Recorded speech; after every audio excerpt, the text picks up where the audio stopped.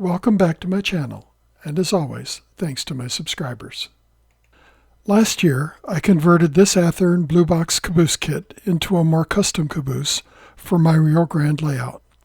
As part of that conversion, I wanted to add an end-of-train light to my caboose. For this project, I wanted the following features.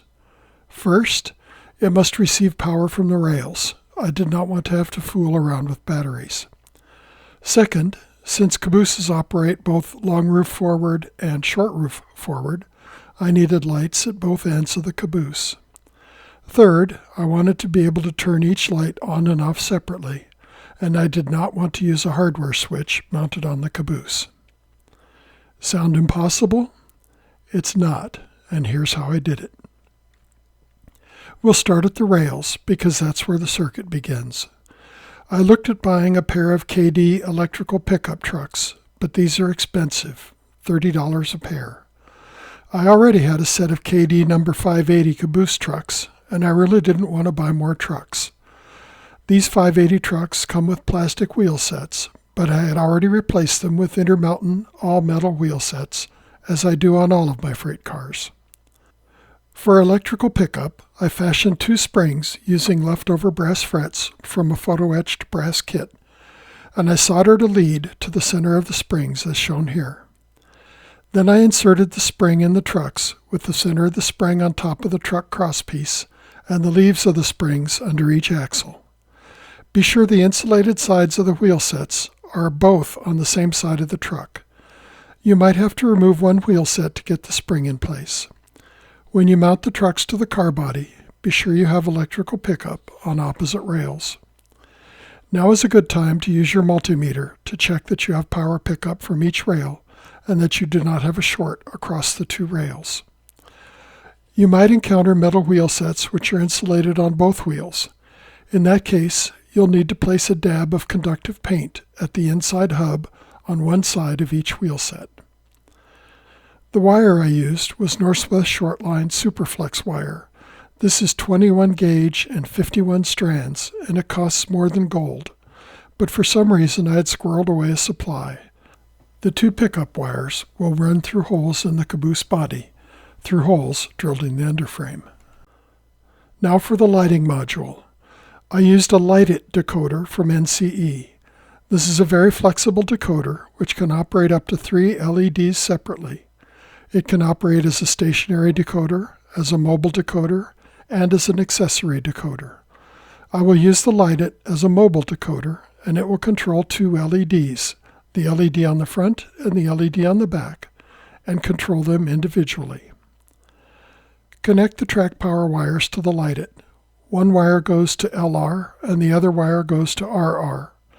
There are two pairs of LR/RR connections. This allows daisy chaining two or more Light Its together. You can use either pair. Now connect the LED leads.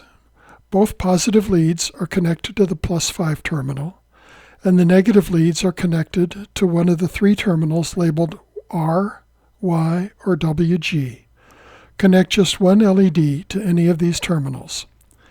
If you use the WG terminal, cut through the tracer on the board marked with an X. But before you cut the tracer, program the desired address into your Light It. You'll see why in a few minutes. Here you can see the rail power leads, both black on the left, and the 4 LED leads, 2 black and 2 red, at the top of the board. You can also see that I've cut through the tracer below the X at the bottom of the board. I do not recommend soldering wires directly to the Light It.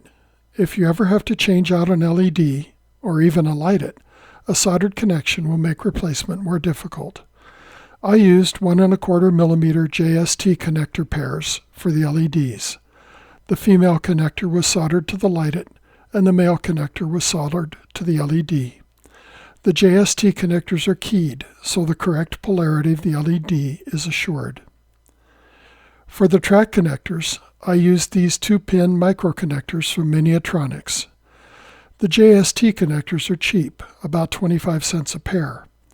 The Miniatronic connectors are definitely not cheap. They're almost $9 a pair. I happen to have a bunch of these in my parts bin, so I used one just to keep the connections distinct. You could also use another JST connector and mark it with a different color so you could distinguish between the connection types. The NCE light is attached to the floor of the car with double-sided tape. I use Great Plains engine mount foam tape. That stuff never lets go. When using the light as a mobile decoder, it's a good idea to provide supercapacitors to provide continuous current in case the decoder loses track power momentarily. NCE sells capacitors for this specific application. I installed a pair of capacitors on this car. Here is the finished underbody with all wiring complete. The Keep Alive capacitors are at the left. The connections to the capacitors are at the bottom of this photo. With the wiring complete, I turned to the light enclosures. For the enclosure, I used a short length of evergreen 1/8 inch square tubing. I cemented a small piece of clear styrene over the opening. This is the end that faces away from the caboose. I sanded the clear styrene to give it a haze. I sanded the top edge of the housing curved to fit the underside of the car roof, and I cemented it in place. I drilled holes in the car body to fit the LED leads. Then I threaded the leads through the holes. I painted the leads to match the car body color. I positioned the LED so it was well inside the housing, then stuffed a small bit of foam behind the LED to hold it in place. This has the added benefit of preventing light from leaking out the back of the fixture. If you like, you could tape the leads in position on the inside of the car as well. Then I soldered the female JST connector to the LED leads. I repeated this at the other end of the car. All that remained was to plug the LEDs into their sockets on the light-it. The final step is configuring the light-it decoder. The only difficulty here is changing the decoder address. Since the light-it was designed as a stationary decoder, it does not support programming on the program track. All programming is performed on the main. To change the decoder address from the default value of 3, you must perform the following steps. First, select an address for your light-it.